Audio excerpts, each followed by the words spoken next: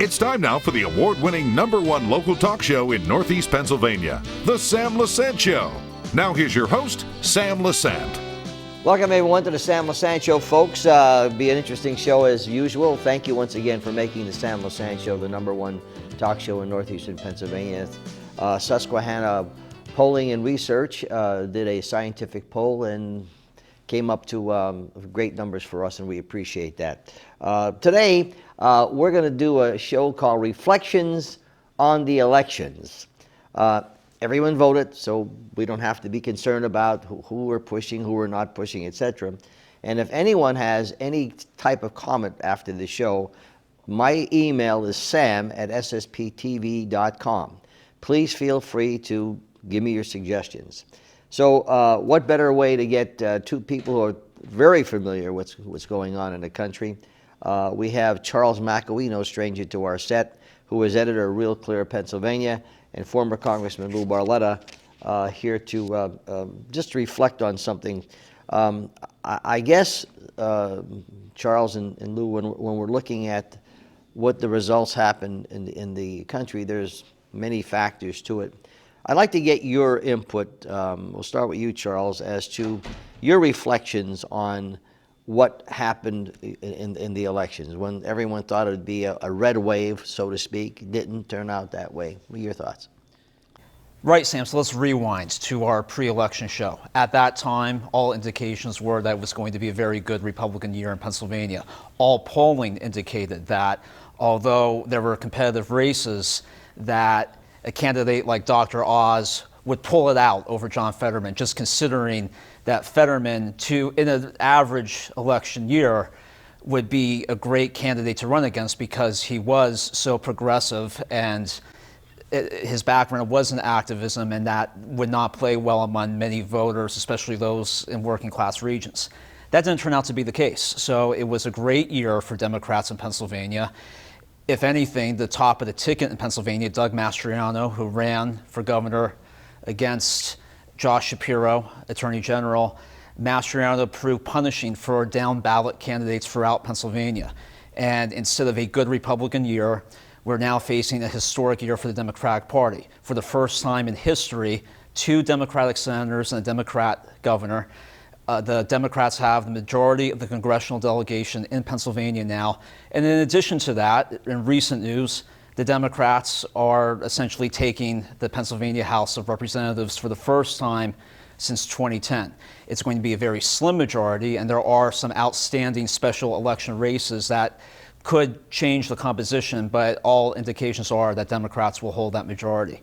So what was considered a good Republican year turned out to be punishing for Republicans, really because of a few factors. Doug Mastriano as the gubernatorial candidate, Trump's unpopularity in various parts of Pennsylvania, especially in suburbia, the fact that suburbia in Pennsylvania is now trending Democrat, and this is an issue that has been brewing for years, and a candidate like Fetterman, it turns out, managed to shave off quite a few votes in places that were considered assured for the Republican Party. So you mix that all together, and it turned out to be a great night last week for the Democratic Party. So when you look at the policies that the Democrats set forth in the election, I can't understand how, when you look at the policies, in fact, one of their policies was abortion. Right. Okay, come to us, we'll kill your unborn babies. The Republicans don't want to kill the babies. If that was a factor, I don't know, okay? But when you look at the policies, is it good or bad for the state of Pennsylvania and the people who are suffering today? I mean, I'm hoping it's going to be good. This was a completely perplexing election year. The top concerns, economics, inflation, crime, the direction of the country, and a high, or I should say a low approval rating for the president, Joe Biden. Democrats generally unpopular among so many voters. But in Pennsylvania, it was a perfect storm. You had Democrats who were running a huge advantage on mail-ins by the time that Fetterman and Oz had their debate on October 25th.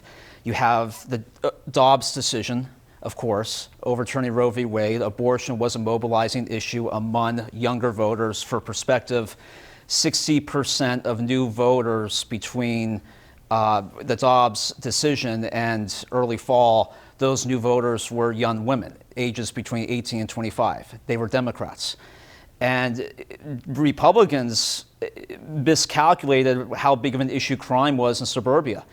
What we learned from this is that although suburbanites may feel that crime is an issue in a place like Pittsburgh or Philadelphia, they're not living it. I live in Wayne, just outside Philadelphia, and suburbanites are now living a parallel existence.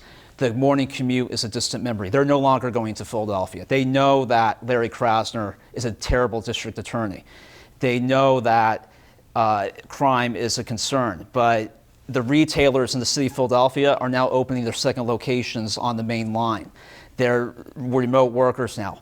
The office buildings downtown have high vacancy rates. So crime wasn't a concern. So that's what I can't understand. I can't understand that if you are living it and you see what's happened throughout the years, why do you want more of that? I mean, excuse me, if nothing had been done before that, why then do you put the same people in that could have maybe resolved some of those problems? It's fascinating, Sam, because the argument holds that suburban voters just don't like Trump. They don't like how he tweets. But does a tweet from Donald Trump, does that supersede concerns on the ground, like crime? The fact that it is coming to suburbia. Convenience stores are getting robbed outside the city. It's just like their children are living in the city and getting mugged. Yes. Yeah. But nevertheless, there's this phenomenon that voters, although now increasingly affected by the consequences of the policies in place now, they're nevertheless voting for the party that's in power that is playing a significant role in those policies. Congressman Lou Barletta, you probably predicted what was going on. You saw what was happening. I think if you would have been the candidate, we'd be addressing you as governor today. Your reflections. Well, I think Charles hit the nail on the head. It was a perfect storm, and add to all that he perfectly articulated as to the reason. Add to the fact that in the Oz-Fetterman race, for example, Oz and Dave McCormick in the primary spent a gazillion dollars killing each other, really tearing each other apart. There was a big divide. How do you bring those people together? How do you bring now the McCormick folks, over to you if you were Oz after you've just spent, $40 or $50 million tearing the guy apart? That could have been enough. Some of those folks who didn't come along, who never got on board with Oz, that could have been partial the reason that he lost, among other things. The top of the ticket in many states across the country hurt the party, and some of those candidates really are responsible for what happened down ballot, and like we saw here in Pennsylvania. But how do you explain when the economy was so bad, inflation, the things that we saw, the unpopularity of Joe Biden? It didn't translate at the polls. When you were running, Lou, you had a plan. Okay, you had a plan. You were addressing different issues in the state of Pennsylvania, particularly with the schoolings and what the kids were being taught and all this other stuff. And the Republican Party, according to what the polls were, showed at that time that you'd be able to beat Shapiro. That, I guess, set up red flags all over the place for the Democrats, saying we got to get rid of Barletta because he's going to beat us. You looked at the past performances of what happened with Shapiro in Philadelphia, Pittsburgh, and you had mentioned that he pays more attention to, or he was going out suing the Little Sisters of the Poor. Yeah. So if abortion was the key, it just would break my heart to know that the Democrats came out and said, we're gonna give your abortions. You don't want to go to the Republicans. We're gonna give. That was one of the key things that they came up. I mean, I read that front page of the Standard Speaker. I would think that maybe you should be concerned about that lady who is 69, 70 years old, who just paid $650 for 100 gallons of fuel oil. I would be concerned about the fact that when you go to the supermarket today and it's unbelievable what these poor people are paying for, particularly people who are proud and don't want to live off the government, but that were born and raised as hard workers. I would be more concerned about that. Looking at all those concerns, Lou, you know, why weren't they addressed? And people just didn't think anything of it because of the way the vote went. Well, you know, there were a lot of things. Early voting, for example, you know, again played a role. The Republicans focus on election day turnout. Democrats start, you know, their voting, you know, a month ahead of time, gathering up. It was very well organized what they were doing. In the Shapiro case, for example, you know, I would have made the case, you know, with energy being such a prominent topic in inflation and what we're paying in the grocery stores. Everything in this country is delivered by a truck, which uses diesel fuel, except the baby is the only thing that's not delivered by a truck. RGGI, the Regional Greenhouse Gas Initiative, was a big deal. It was one of the things that I talked with labor about, especially in Philadelphia, and how important it was in those jobs, those blue-collar jobs, family-sustaining jobs. You know, Shapiro was on the wrong side of that issue, but it never really came out, and it was never really driven. I think that the issues that affect you the most, Republicans missed on, and they missed the target, and they paid for it at the polls. Your reflections on that, Charles? It's also true, and really the problem was Mastriano ran a campaign that was described by Rick Santorum as a covert campaign. He said that in an interview. I thought that was a great line. And he said covert campaigns rarely win, and that we saw that with Mastriano. Mastriano ran a campaign where he didn't engage the press. He didn't even engage center-right media, and he had his own staff. It was religiously infused in a state where probably not the smartest campaign move to combine church and campaigning. And as a result, we saw astonishing outcomes. Washington County in southwestern Pennsylvania, for example, Harder Marcellus Shale country, a place that Trump won by 20% in 2016, again in the low 20s in 2020. Mastriano only won Washington County by 2%. And it's because he ran an excessive campaign. You still need to perform, as a Republican, perform quite well in suburban areas in Pennsylvania to prevail. And a candidate can be pro-life too. We learned this with Casey in 2006 when he vanquished Santorum that year. But a candidate, nevertheless, on an issue like abortion or other social concerns, needs, more often than not, tack to the middle, appreciate the nuances among voters. And Mastriano took the extreme positions on those issues. And not only did it lead to an abysmal outcome for Mastriano, candidates throughout Pennsylvania, down ballot, suffered the consequences. The Republican Party, Lou, whoever was in charge when you were running, when they got the results that you were ahead in the polls with Shapiro. For the likes of me, is if you have a potential winner, why did they not then support you? And I know Trump turned his back on you, which was devastating, but the point is, why didn't they support you, knowing that you could beat this man? Well, Republican Governors Association, they you know, I have met with them a number of times. In fact, I was invited to events that they had in different parts of the country to meet with other donors, national donors. So it was definitely on their list with a few of the other candidates. And their position was very clear, is that they're not going to get involved in the primary until, and then it's after the primary, if they feel that you're a legitimate candidate and you have a legitimate chance of winning, then they'll come in with all of their resources. Problem was, I didn't win the primary, and the RGA did not come in for Doug Mastriano, and Shapiro was well funded.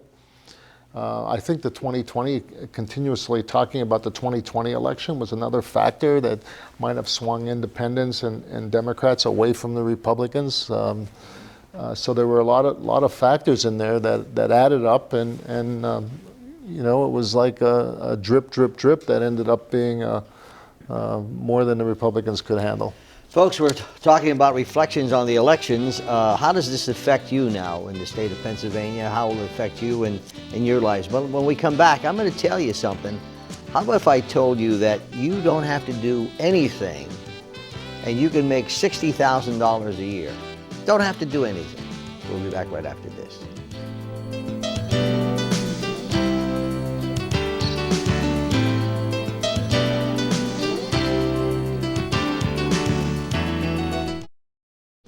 Welcome back to the Sam Lesante Show, folks. SSPTV.com. All of our shows are there. And once again, thank you for making this show, Sam Lesante Show, the #1 talk show in northeastern Pennsylvania. So have you ever wondered why there's so few Hawaiians that are working, are not working in those islands?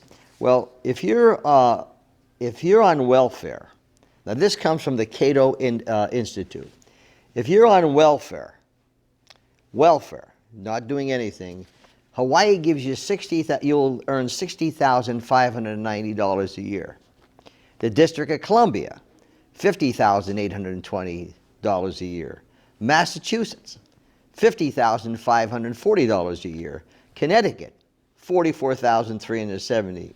New York, $43,700. New Jersey, $43,450. This is for doing nothing, my friends, okay? Pennsylvania, $28,670. Guess what? Guess what the predominant party in all of those states are? Democrats. So we look at why aren't people working today, and why is everyone going, we can't get help, we can't, and yet they continue. Now, if you are in need, that you need welfare, I'm all for it. But I don't know how much this has gone out of control. Lou, you're applying. That's crazy. When I was in Congress, President Obama had an initiative that you no longer had to actually look for a job to be on welfare. You could say you read a self-help book, which would be equivalent to looking for a job. Sam, if you're an able-bodied person, welfare was a safety net for people who could not work, who could not find a job. But everywhere you go, people I can't get help. Restaurants have to close because they can't get help. It's just amazing where, people are being paid to stay home. If you're an able-bodied person, you should be working. Coupled with this, okay, on top of the fact that why they don't want you to work because they want to just. Okay, and if it was the Republicans, I'd say the same thing. Okay, but so when you have that stronghold, okay, on doing nothing, what do you think should happen to break that up? I mean, to let people know that they have to work if they're an able body to go to work. Charles, or maybe I'm nuts. I don't know. Well, no, that's a crisis. We have this workforce crisis. We even see it locally, restaurants where it takes a long time to be served a meal because a cook literally walks off the job. I've experienced that locally, where the waitress has to apologize because they're running on delay, they're short-staffed, and this is a crisis that goes from the small business to the warehouse and of course, throughout Pennsylvania, warehousing has become the primary employer in so many regions. And it's really the past few years, Democratic policies when it comes to stimulus spending and the fact that checks were sent that undoubtedly played a role in people staying home. It remains to be seen exactly how this works for the people who are living this life, but nevertheless, it's indisputable that's going on. But there are so many perplexing trends, Sam, right now when it comes to just the state. So where are we heading, Lou, in your estimation? Where do you think we're going to head, with energy, with inflation, with school taxes, property taxes? And breaks my heart because when I see these people who worked all their lives should be enjoying themselves. Some people that had planned to retire at 65 or 67, now they have to continue working just to survive. and then you see this where people just laugh in your face and just do nothing and get paid that. Where do you think we're heading, Lou? Well, I think we're heading into the 2024 election when the American people will, pick a new president. And I believe if inflation continues to be what it is now, and the environment doesn't correct itself during that time, which I don't believe it will. The Republicans taking the House and Congress is one step. They'll play some defense to prevent some of the policies that will continue to hurt the American people. You can't keep throwing money out, free money out. It's not free. It's taxpayer dollars. You can't keep just giving it away and putting all that money out there and think that inflation somehow is going to go away. So in 2024, again, it depends who the candidate is. The American people will have a decision to make whether they think the last 4 years were better for them or if it's time for someone new. Now, you work with Kevin McCarthy in the Congress, right? You know him very well. If he should be the leader, what do you think? I think before they crown Kevin McCarthy the new speaker, they need to have a real conversation among themselves if their messaging is right. How have they done over the past? When I was in Congress, there was over a 40 member majority that was, Democrats ended up taking it. I would make the argument that somehow the messaging must be wrong because that's how Nancy Pelosi became speaker. So before I would continue, I don't think somebody should just be crowned speaker because they feel they're next in line. Mm-hmm.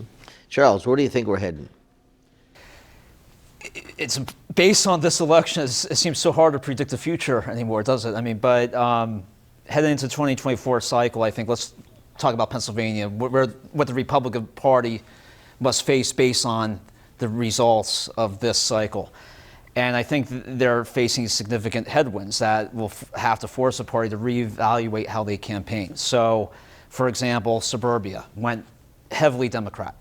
And it was only a decade ago that suburbia was Republican. And it was only in 2016 that Pat Toomey, for example, running for re-election for Senate, won Chester and Bucks County and Greater Philadelphia. And there has been this shift. And I think it's really driven, I took a look at the results, and it was interesting, even state legislative districts that flipped to Democrats. More often than not, they were in areas that are suburban, and also where healthcare is the primary employer. And these include places like Harrisburg's East Shore, places on the West Shore of Harrisburg, for example, where 2 new hospitals were built. Townships went Democrat.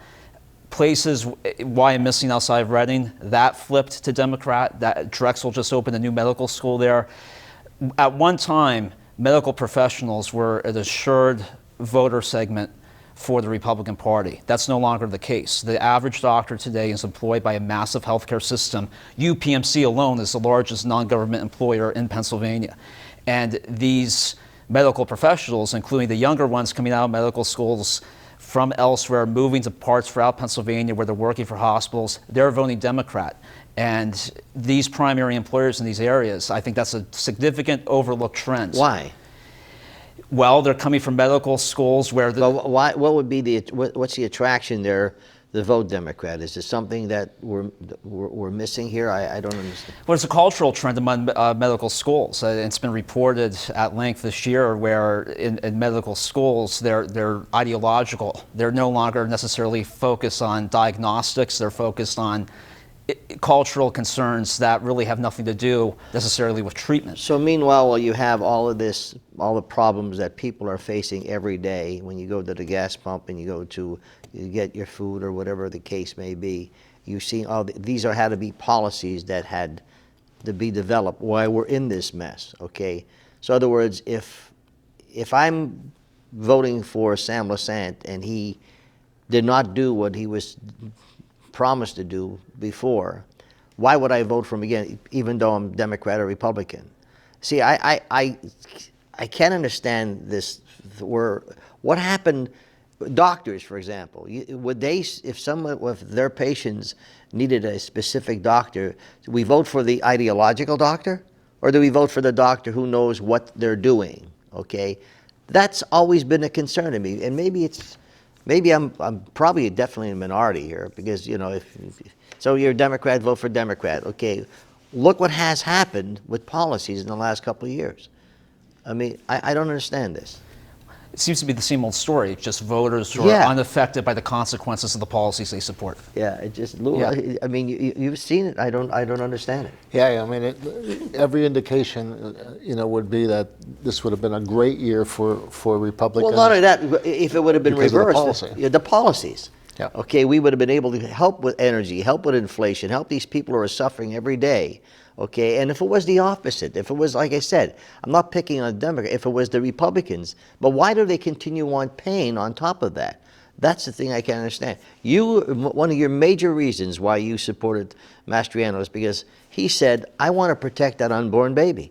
You told me, life is the most important thing right now. People don't care about that. They don't care about killing an unborn baby, okay? It's just like, if they saw an abortion and they know the problems that these people have, then it's a different story. But do they care anymore? That's the thing, Well, anyway, anything in closing, Charles? Well, no, you nailed it. It's just this was a perplexing year in the sense of an issue like abortion was the mobilizer among so many. And going to 24, there will be different issues, but nevertheless, the immediate concerns, the issues like crime and the economy, they're not going away. No. RealClear, Pennsylvania. The website is realclearpennsylvania.com. Correct. Okay. Go to it. I watch it. I look at it every day.